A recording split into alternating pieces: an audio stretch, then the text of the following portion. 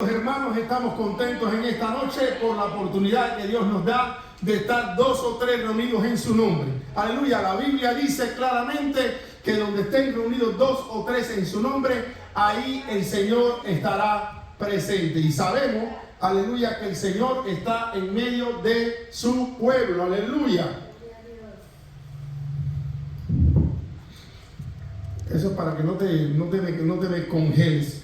Vamos a buscar en nuestra Biblia, en el capítulo que comenzamos leyendo en esta noche, inicialmente 11, pero esta vez vamos a leer solamente del capítulo 11 de Apocalipsis, continuando la disertación de la palabra de Dios, el reloj profético, parte número 3. Le doy gracias al Eterno.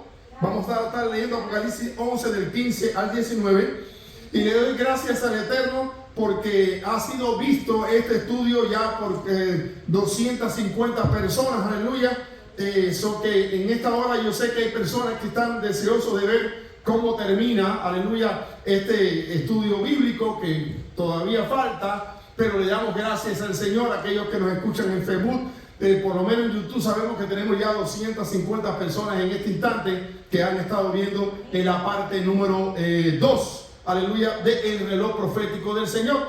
Así que aunque en este momento no hay muchas personas por acá que estén escuchando, sí hay personas en la red que están mirando este estudio bíblico, y qué bueno, aleluya, porque es importante que el pueblo de Dios esté preparado y no esté dormido pensando, aleluya, en un rapto antes de que le suceda algo y que todo va a estar perfectamente bien. Así que vamos a estar leyendo, aleluya, Apocalipsis capítulo 11, verso 15 al 19. El séptimo ángel tocó la trompeta y surgieron o aparecieron voces y truenos que decían: el reino del mundo ha llegado a ser de nuestro Señor y de su Cristo. Estoy leyendo la versión Perchita. Y Él reinará por siempre y para siempre.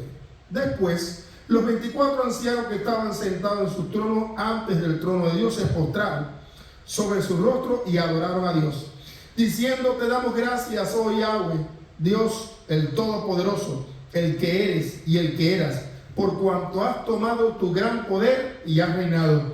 Las naciones se han enfurecido, tu ira ha llegado, y el tiempo en que los muertos serán juzgados, y de dar recompensa a tu siervo y a los profetas y a los santos y a los que reverencian tu nombre, a los pequeños y a los grandes, y de destruir a los que destruyen la tierra. Entonces fue abierto el templo de Dios en el cielo, y el arca de su pacto se hizo visible en su templo, y se produjeron relámpagos, truenos, ruidos y un terremoto y una fuerte granizada. Padre justo, gracias por tu palabra. Aleluya, amén y amén. La palabra de Dios, pueden sentarse, hermanos. La palabra de Dios nos narra eventos bastante violentos en este Apocalipsis capítulo 11, en su verso 15, haciendo mención de la última o de la séptima trompeta y de lo que va a ocurrir cuando esa séptima trompeta sea, aleluya, tocada, o ese séptimo sofá sea tocado. Ahora bien, la Biblia en 2 a Timoteo capítulo 3, versículo 11, amado hermano, dice de la siguiente manera: también debes saber esto, que en los últimos días vendrán tiempos peligrosos. Y estamos sentados exactamente en este tiempo profético de tiempos y días peligrosos. Solamente usted tiene que ir a la web, solamente usted tiene que meterse en el internet y escuchar las diferentes noticias de profecías que ya se está cumpliendo a nivel mundial, y también el caos que reina y la apostasía que reina dentro de la iglesia a nivel mundial. Es algo, aleluya, bastante triste, bochornoso, pero que a la misma vez es una señal que nos está alertando de que estamos viviendo, según Timoteo capítulo 3, versículo 1, en los tiempos peligrosos. Ahora bien, ¿por qué estamos viviendo en estos tiempos peligrosos? Continuando, Juan 16, verso 33 nos dice: les he dicho todo lo anterior para que en mí tengáis paz. Aquí en el mundo tendrán muchas pruebas y tristezas, dice esta versión, Nueva Traducción Viviente. Pero anímense, porque yo he vencido al mundo. Vamos a comenzar ratificando, aclarando y dejando bien en claro delante de toda la audiencia y aquellos que alcancen a escuchar este estudio o mensaje de la palabra de Dios.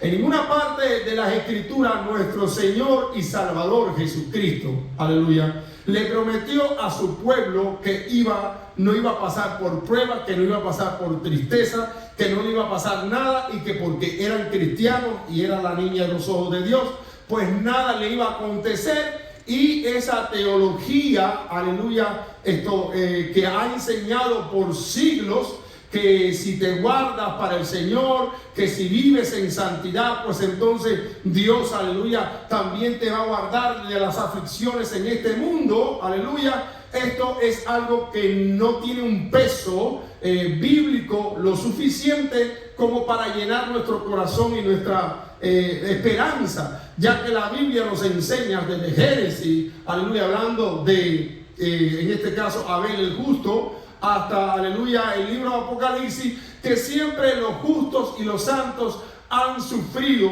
persecución, maltrato, martirio, muerte. Alabado sea el nombre del Señor.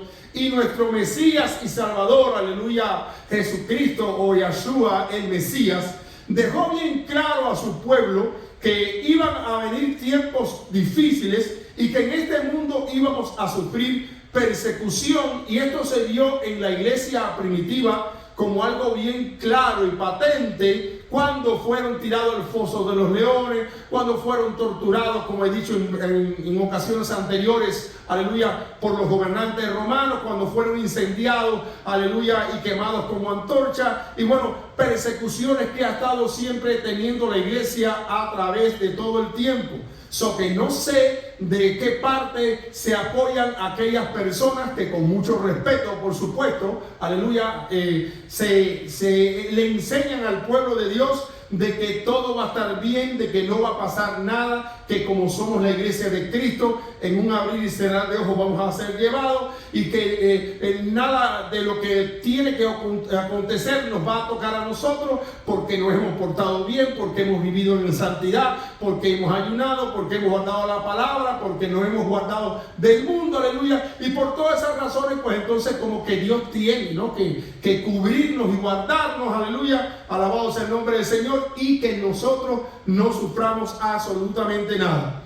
El sufrimiento está implícito en el nombre de cristiano, aleluya. Así como Cristo dijo claramente que si en él el árbol verde hacían todas esas cosas en el momento en que él llevaba la cruz, aleluya, cuánto más en nosotros los árboles secos. Que el sufrimiento, la prueba, la persecución, el martirio está escrito en nuestro ADN desde el día en que aceptamos a Cristo como Señor y Salvador. Hay una batalla entre el viejo hombre y, aleluya, el hombre nacido de nuevo. Hay una batalla entre el reino de las tinieblas y el reino de la luz admirable de nuestro Señor y amado Jesucristo, quien es digno de gloria, poder, honra, imperio y alabanza perpetua por siempre y para siempre. Así que, mirando este verso de Juan 16:33, nos dice claramente que en el mundo íbamos a tener pruebas y tristeza. Pero anímense, porque yo he vencido al mundo. Ahora, en 2 de Timoteo, capítulo 3, verso 10 al 13, la Escritura nos sigue, aleluya, aclarando esta verdad de la persecución que viene. Pero tú has seguido mi enseñanza, dice el Espíritu Santo por boca del apóstol Pablo, mi conducta, propósito, fe, paciencia y amor, perseverancia, mis persecuciones, decía el apóstol Pablo, sufrimiento, como los que me acontecieron en ¿dónde? En Antioquía, en Iconio y en Listra, que persecuciones sufrí, y de todas ellas me libró el Señor. Y en verdad todos los que quieran vivir piadosamente en Cristo Jesús serán perseguidos. O sea, todos aquellos que profesen querer vivir una vida como la que el Señor demanda, aleluya, de santidad, de pureza, de acercarse al Señor, van a sufrir de una forma u otra persecución, aleluya, y en muchos casos martirio. Bien, volviendo a Mateo 24, que decíamos la semana pasada, que es el reloj, el mapa que nos dice paso tras paso los eventos que van a ir ocurriendo, aleluya, cuando los discípulos se le acercaron y le preguntaron de las señales del fin, aleluya. Encontramos en Mateo 24, verso 9 al 10, y luego saltamos al 13, que la Escritura nos ratifica una vez más: en ese tiempo los entregarán para que los persigan y los maten, y todas las naciones los odiarán a ustedes por estar de mi parte. Aleluya. En esos días muchos creyentes perderán la fe, se entregarán unos a otros a las autoridades y se odiarán unos a otros, y muchos se irán enfriando. Pero Dios salvará al que se mantenga al final. Ya lo hemos dicho anteriormente con respecto a esta porción de la Escritura. Alabado sea el nombre de nuestro Rey y Señor, que la palabra nos habla que en este tiempo, aleluya, de persecución que viene, y es muy importante, y hago énfasis, porque va a venir la hora, como yo le he llamado, la hora de la decepción, que ya lo he explicado, aleluya, y no quiero repetir lo mismo, pero que va a llegar un momento de tal persecución que aquellas iglesias, que aquellos creyentes que fueron educados de una manera errónea, aleluya, en cuanto a la venida de nuestro Señor y Salvador, de que nos íbamos a ir así como nada, sin problema, que antes que caiga el primer fosforito en el suelo o el primer fueguito de problemas y dificultades, nos íbamos a levantar porque somos la novia y porque Cristo no va a permitir que a su novia le toquen ni la pintura de la uña. Alabado sea el nombre de Dios. Aquel pueblo a nivel mundial que ha sido enseñado de que nada te va a tocar porque nosotros somos la niña de los ojos del Señor, va a encontrarse en una disyuntiva muy grande y se va a preguntar qué es lo que está pasando, porque esto no fue lo que a mí me enseñaron. Y entonces por eso dice que van a empezar a decaer en la fe y se apartarán de la fe. Aleluya. Dice que muchos aleluya, empezarán a entregarse unos a otros por creer que realmente el rapto ocurrió hace tiempo y que ellos están sufriendo esto porque se quedaron. Alabado sea el nombre de Cristo Jesús. Ahora, todos nos preguntamos en esta noche: ¿por qué Yahweh, por qué el Dios del cielo y de la tierra va a permitir una persecución? Primero, porque Dios sabe quiénes somos nosotros, pero Dios quiere que nosotros sepamos quiénes somos nosotros. Dios quiere que sepamos hasta dónde somos capaces de, aleluya, serle fiel a Él. Dios quiere que descubramos realmente la persona en aquello en que estamos deficientes, en aquello que estamos faltos, y hasta qué punto realmente nosotros estamos comprometidos. Él sabe hasta dónde yo voy a dar, Él sabe hasta dónde usted va a dar, pero Él quiere que usted reconozca a través del sufrimiento y a través de la persecución, inclusive del martirio y de la muerte, aleluya, bendito sea el nombre de Dios, quién es usted en realidad. Y segundo, porque mientras que todas las cosas están bien en nuestra vida, cuando todas las cosas nos van de viento en popa, tenemos la tendencia humana de no orar. Porque ¿para qué orar si toda mi familia está sana? ¿Para qué orar si mi matrimonio está estable? ¿Para qué orar si económicamente estoy bien? Aleluya. ¿Para qué buscar y esforzarme en clamar? ¿Qué le voy a pedir a Dios? Lo único que me queda por decirle es gracias. Porque tengo una salud maravillosa, porque mi esposa y yo, mi pareja, estamos bien, mis hijos todos están en tus caminos, tengo un trabajo tremendo, el jefe o la jefa me trata de maravilla, en la comunidad todos me quieren, no tengo problema en ningún lado, todo está bien, todo está bien. Entonces, cuando una persona está en ese estatus de que todo está bien, humanamente tiene la tendencia a relajarse. Pero cuando el ser humano empieza a llorar por la prueba, por el sufrimiento, por el dolor, se ve impelido, aleluya, se ve impulsado a doblar rodillas y empezar a clamar al Dios del cielo. La Escritura en Jeremías 33 dice: clama a mí, que yo te responderé. Pero ¿quién es el que va a clamar? Aquel que está siendo pisoteado, aquel que está siendo martirizado, aquel que está en peligro aleluya, grande en su familia, aquel que tiene problemas con sus hijos, en su hogar, con su esposo, su esposa, en el trabajo, le hacen la vida imposible, en la comunidad, lo están empezando a acusar, a hacerle la vida incómoda. Aquel que sabe que a lo mejor, por poner un ejemplo, dictan una ley que todo el que confiese el nombre de Cristo en la calle va a ser encarcelado. Entonces la iglesia se va a ver obligada a empezar a orar. Eso fue lo que pasó con la iglesia del primer siglo. Cuando empezó la iglesia a ser apretada y los apóstoles empezaron a ser encarcelados a cada rato, ¿qué hacía la iglesia? Dicen que la iglesia, Pedro por ejemplo estaba preso y la iglesia no paraba de orar. ¿Por qué? Porque querían que Pedro saliera ileso y vivo. Entonces, aleluya, una de las razones por las cuales Dios, aleluya, de los cielos y la tierra va a permitir una persecución es para uno, aleluya, que la iglesia conozca quién es ella, aleluya, y cuál es su condición espiritual. Dos, para que la iglesia empiece a buscar a Dios, aleluya, porque no tenga otra opción que empezar a clamar a Dios, aleluya, ya no por una enfermedad, sino porque las cosas se ponen realmente bien incómodas y bien difíciles, y el pueblo de Dios se va a ver obligado a tener que buscar de la presencia del Señor. Una presencia, ya no, aleluya, que me dice, ya no que hablé un poco lengua, no. Una presencia de Dios al punto de tener la comunión para que Dios te hable, para que Dios te dirija, para que Dios te cuide, para que Dios te libre. Porque entonces los días van a empezar a ponerse realmente muy, pero muy malos. Ahora, segunda de Tesalonicenses, capítulo 2, verso del 1 al 6. Entramos en esta versión Nueva Biblia Viva.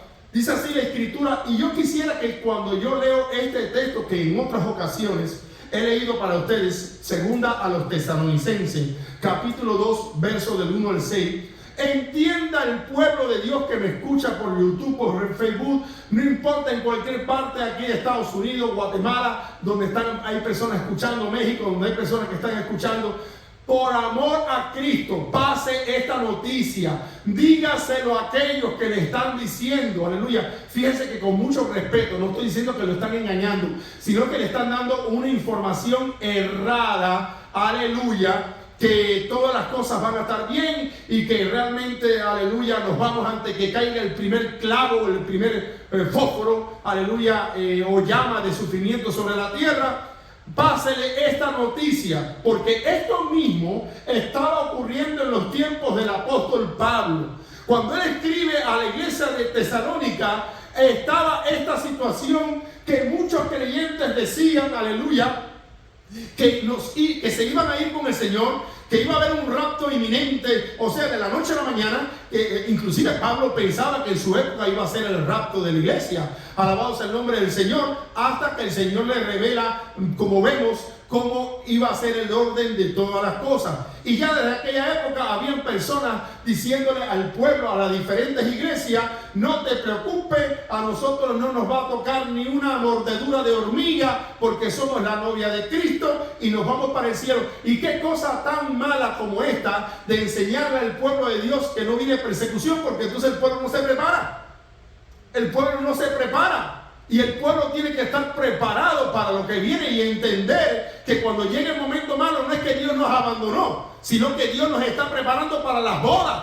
Porque es a través del sufrimiento y de la prueba y de la persecución que la iglesia se va a purificar. La iglesia se va a avivar, la iglesia se va a levantar. La iglesia a nivel mundial, no importa la denominación, en la condición que se encuentra hoy día, aleluya, es la condición de la iglesia de Laodicea. Una iglesia que no está ni fría ni caliente. Una iglesia que tiene templos grandes, luz, aire acondicionado, que no le falta nada. Y Cristo le está diciendo desde el cielo, pero tú eres pobre, ciego, desnudo.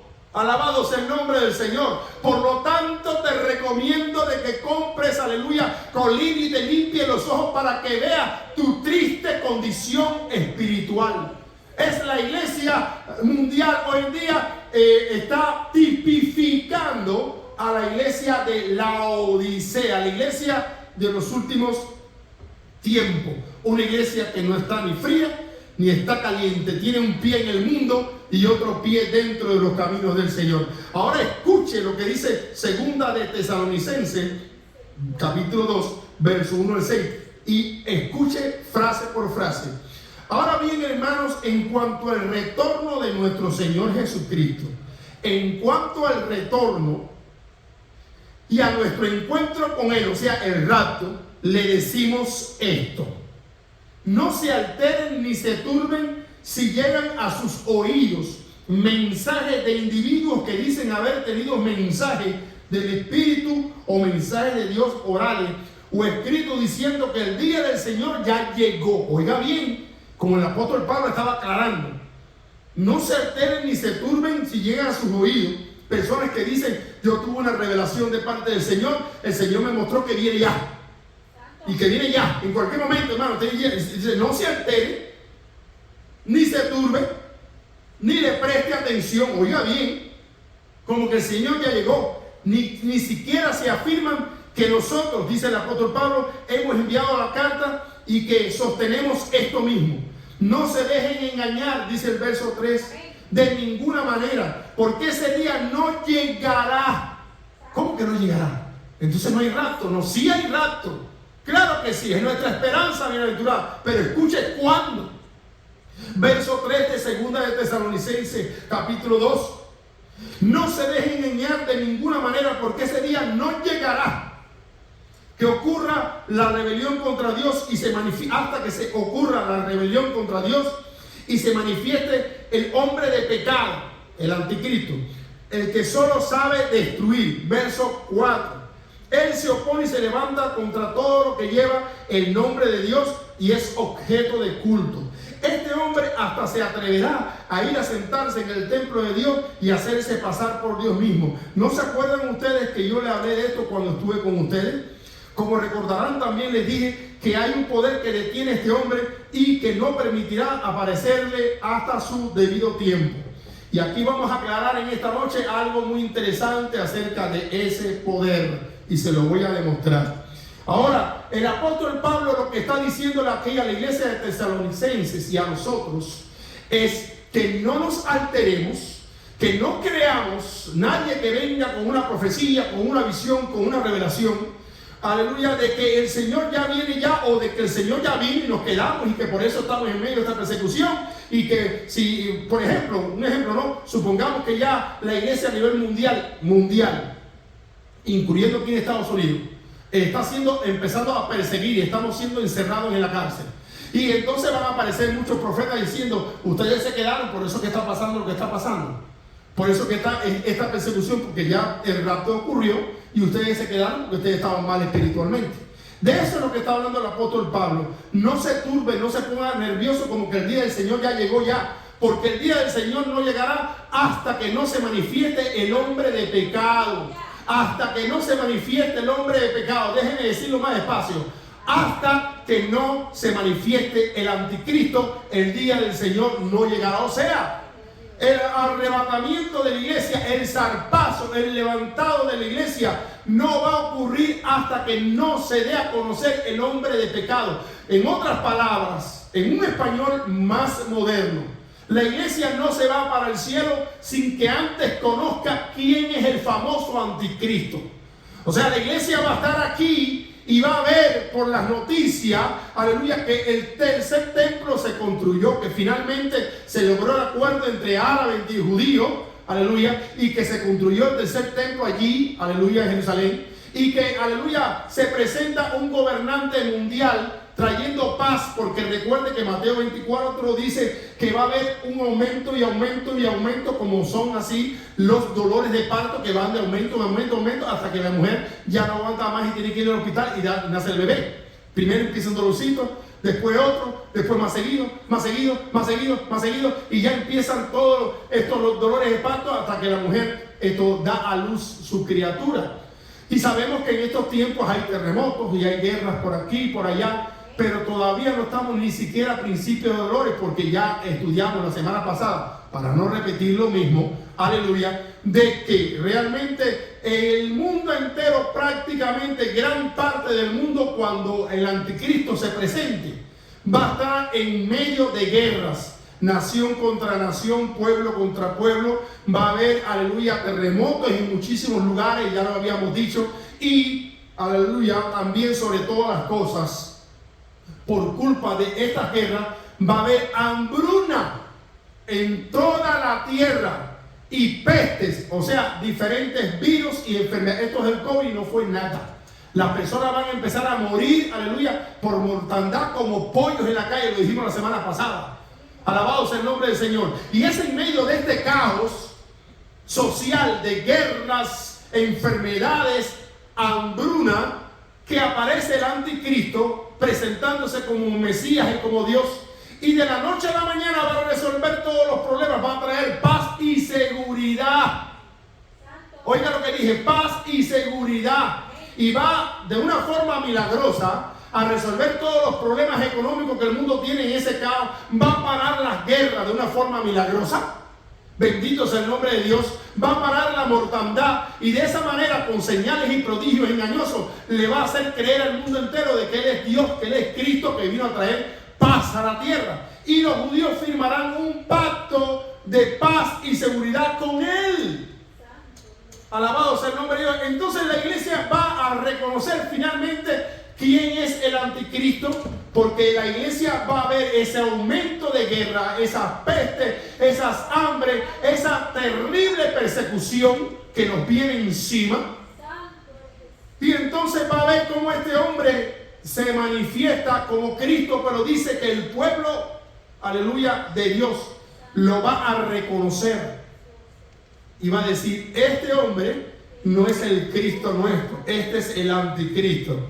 Y se le va a oponer a su reinado y este anticristo va a arreciar, a aumentar la persecución sobre el pueblo de Dios.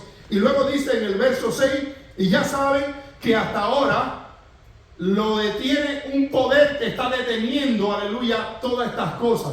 Y a través de los seminarios yo escuchaba antes que decía el Espíritu Santo. El Espíritu Santo va a ser quitado de la tierra. Miren, hermano, quien le enseñó que el Espíritu Santo va a ser quitado de la tierra, repito, nunca diría que es un ignorante de la Escritura, porque para mí eso es una falta de respeto.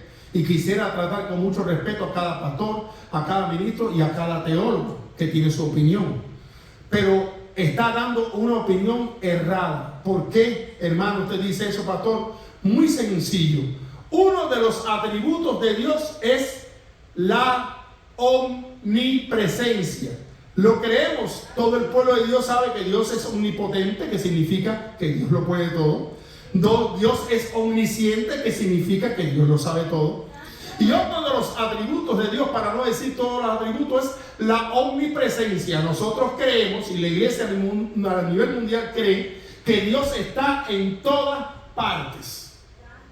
Dios está en todas partes, repito. Dios ahora mismo está en esta iglesia, está en todas las iglesias, está en un campo, está en una cueva. Si usted se mete en una cueva a orar, allí lo va a encontrar. Dios está ahora mismo mirando lo que está pasando en un nightclub. Dios está viendo todo eso. No está de acuerdo con lo que esté pasando allí. Dios está viendo en una esquina, no sé en dónde, a una persona que se está drogando y que quizás le quedan minutos de vida porque eso le va a provocar un infarto. Dios está viendo, aleluya, la pudrición de lo que el mundo está haciendo, como las cosas buenas que está haciendo. Dios está en cada lugar del universo. El que diga que el Espíritu Santo va a ser quitado de la tierra y que la tierra no va a tener más la presencia de Dios, está diciendo, repito, con mucho respeto, un error garrafal.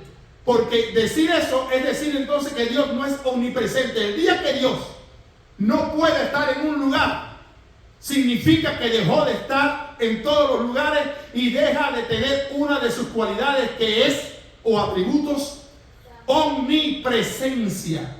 Dios está en todas partes. Dice la palabra de Dios que en Él vivimos y en Él Dios está en todas partes. Y es imposible que el Espíritu Santo se vaya de un lugar. El Espíritu Santo lo que puede hacer es dejar de manifestarse. Cuando hablamos que el Espíritu Santo se va de una persona, lo que estamos diciendo es que el Espíritu Santo se deja de manifestar. Se deja apoyar a esa persona por su pecado, por lo que haya sucedido. Se deja de manifestar en un lugar por la condición de ese lugar o lo que esté sucediendo. No vamos a entrar en detalle, pero sigue estando allí. La Escritura dice que el Espíritu Santo se constriñe, se queda allí constreñido, o sea, arrinconado, ya no actúa ni opera más porque esa persona decidió hacer lo malo, etcétera, etcétera, pero está allí. Entonces decir que Dios, el Espíritu Santo va a ser quitado, porque Dios es espíritu y los que le adoran en espíritu y en verdad es necesario que le adoren. Dios es espíritu. Decir que el Espíritu Santo va a ser quitado de la tierra, aleluya, en la semana 70 y que aquí no va a estar la presencia del Espíritu Santo, eso es un error garrafal, porque es que Dios está en todos lugares y Dios es omnipresente. Y para que sea omnipresente, tiene que estar en todos los lugares, aún en lugares más malos de la tierra.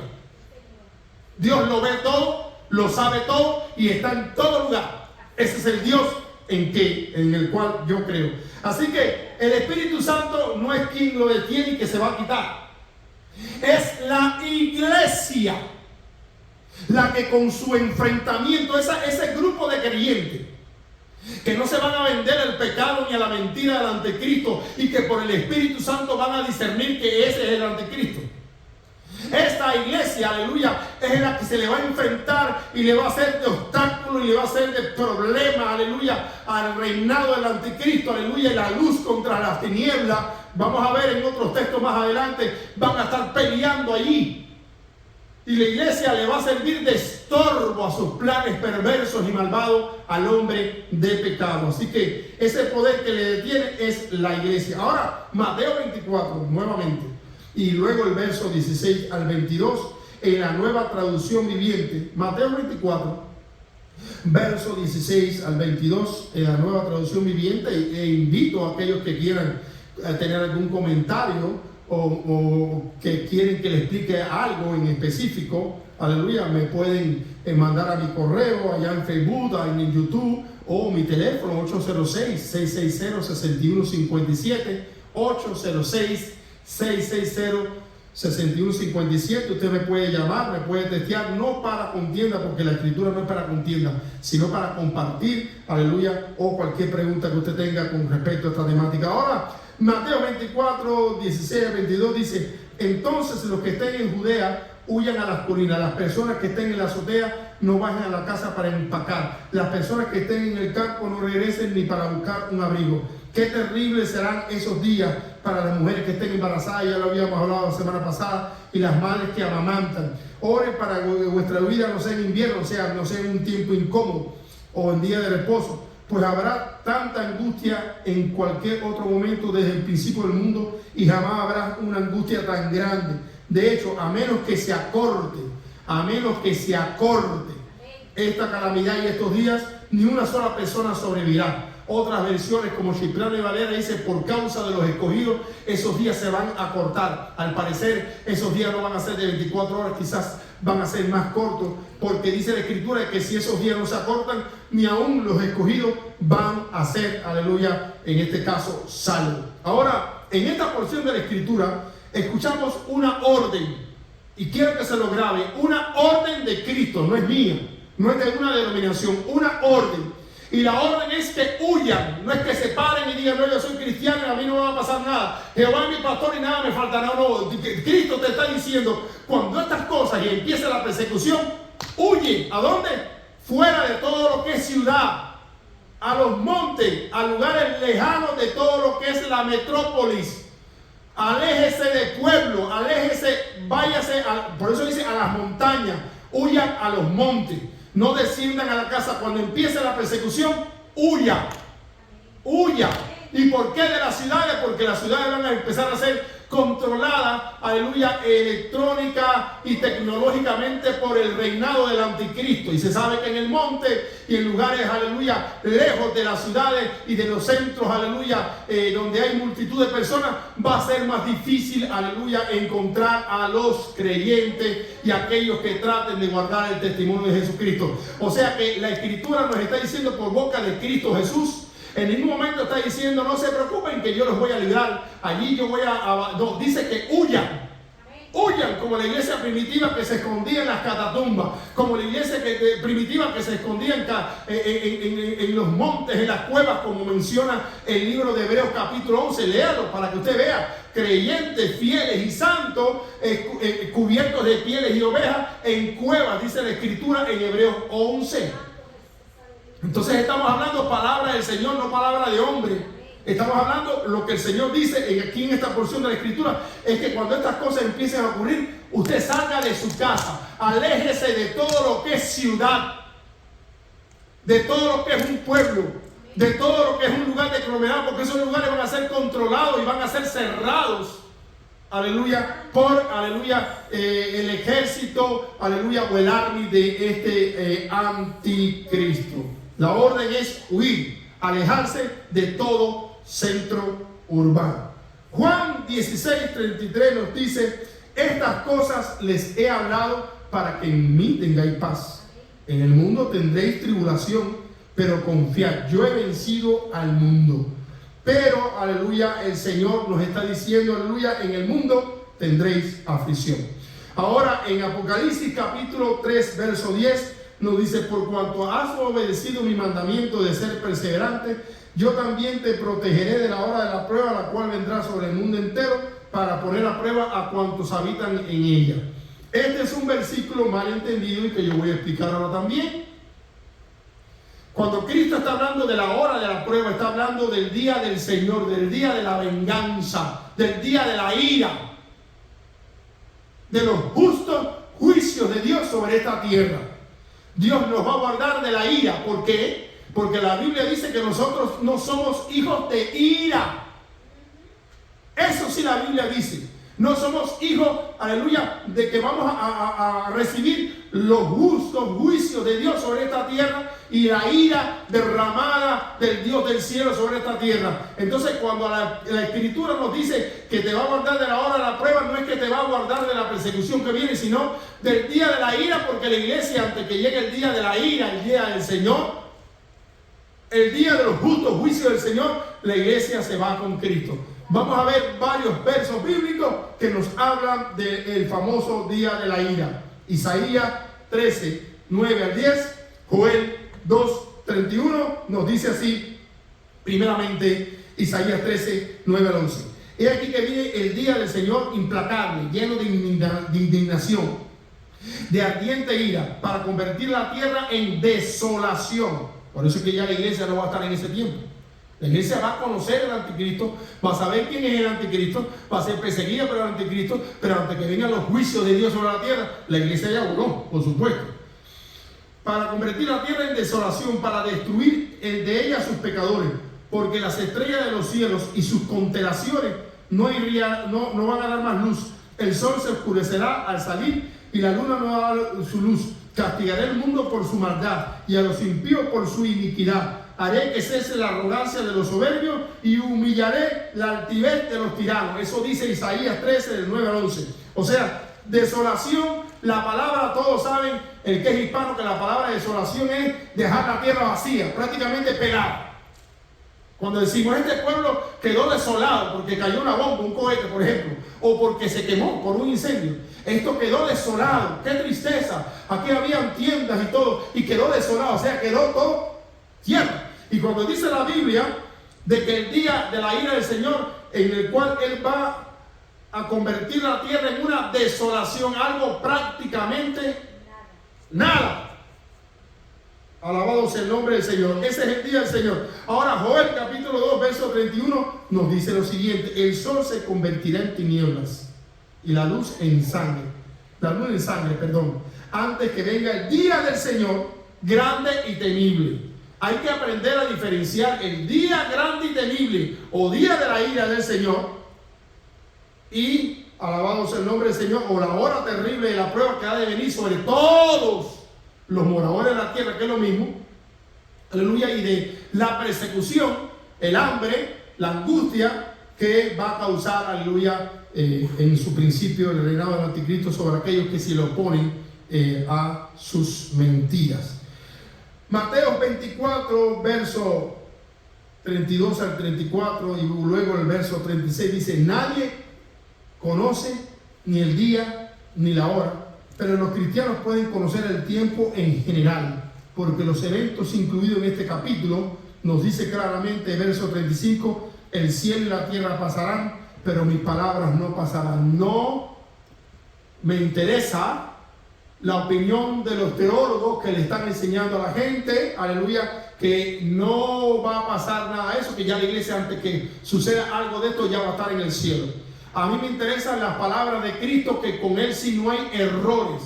Y Él está diciendo que primero va a pasar el cielo y la tierra antes que sus palabras dejen de cumplirse. En otras palabras, sus palabras se van a cumplir. Nosotros no podemos conocer ni el día ni la hora, pero por las señales podemos imaginarnos que ya el asunto está cerca.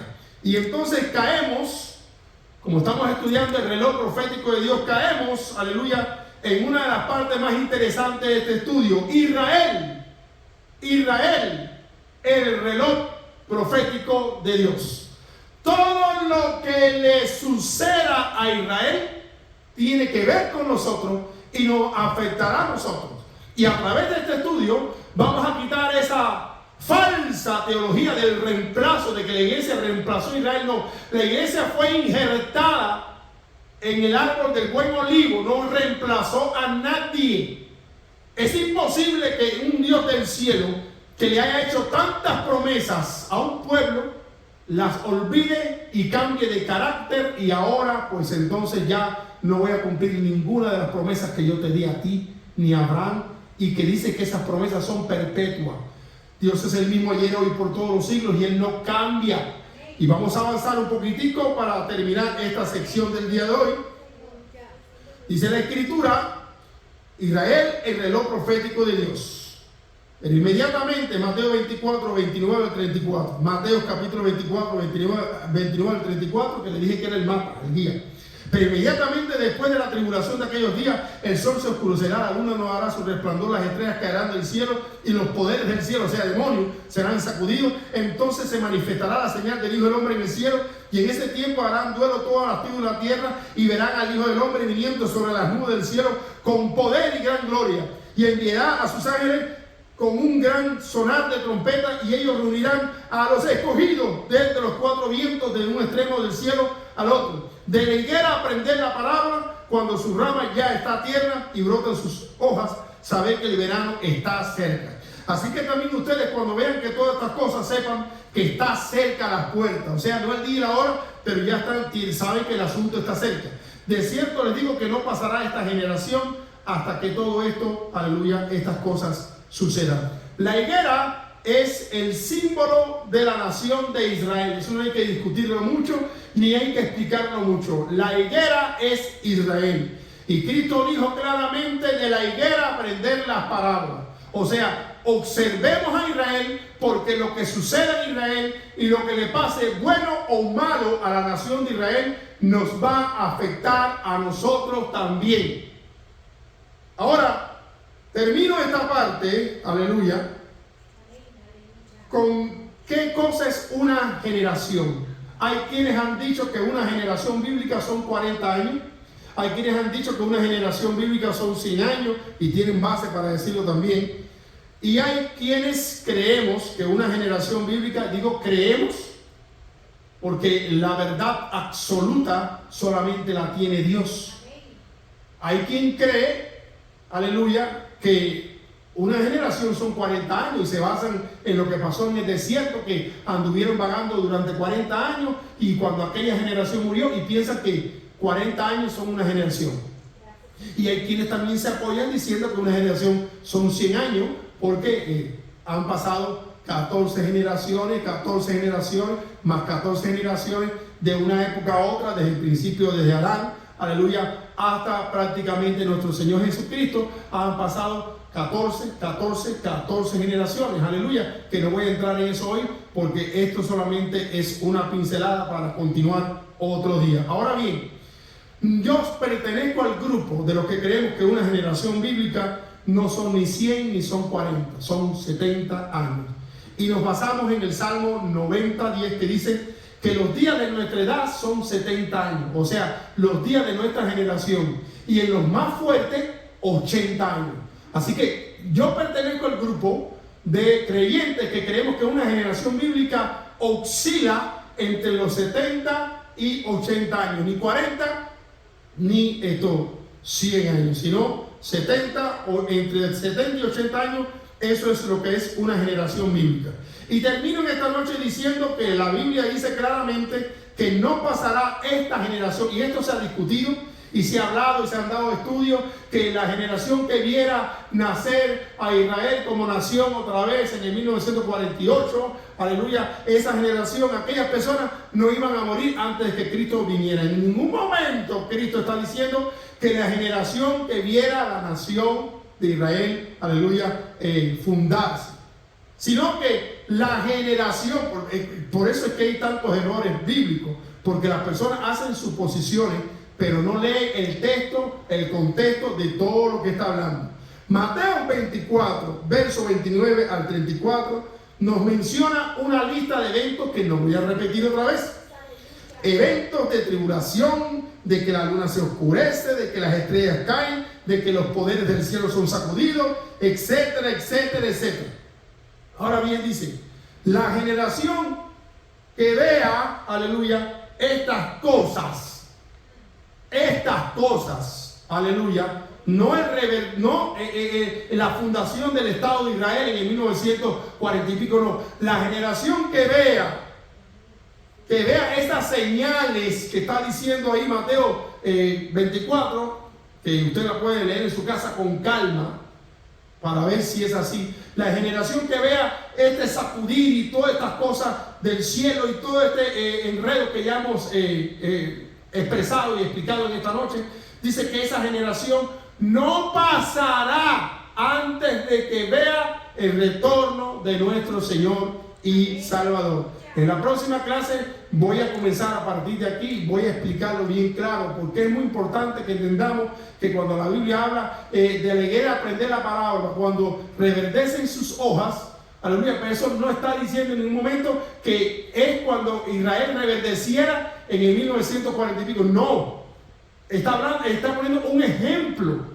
Y así que, como usted ve que la higuera empieza a reverdecer, ya usted sabe que pronto va a llegar su fruto. Es una palabra, es un aforismo judío que te está diciendo, bueno, así mismo como tú sabes que el fruto está cerca porque ya la planta está verdecita y está echando botones, te está diciendo, bueno, la generación que vea que los cielos se estremezcan, que vea que la luna se ponga negra, que vea que el sol se opaca, la generación que esté viendo estos eventos cósmicos, no va a pasar sin que antes vea el retorno de nuestro Señor y Salvador. Y aquí terminamos, en esta noche, terminamos esta parte del reloj profético, la parte número 3, y luego continuaremos más adelante con las otras partes, y ya entonces vamos a caer finalmente en jubileos, muy importante, en la fiesta, 7 fiestas del Eterno, en su significado profético, cómo encaja y por qué afirmamos bíblicamente que, aleluya, no se sabe ni el día ni la hora,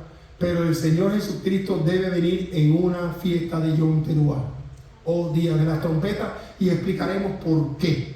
Y esa es la razón por la cual el pueblo de Israel, cada vez que celebra la fiesta de Yom Teruah o la fiesta de las trompetas, gritan Mashiach, Mashiach, Mashiach, porque ellos saben, no saben ni el año, pero saben que durante una fiesta de Yom Teruah, ¿cuál? No saben. El Mashiach va a regresar otra vez. Y ya de eso hablaremos con lujo de detalles a fin de que usted entienda todo este panorama bíblico. Bendiciones. Vamos a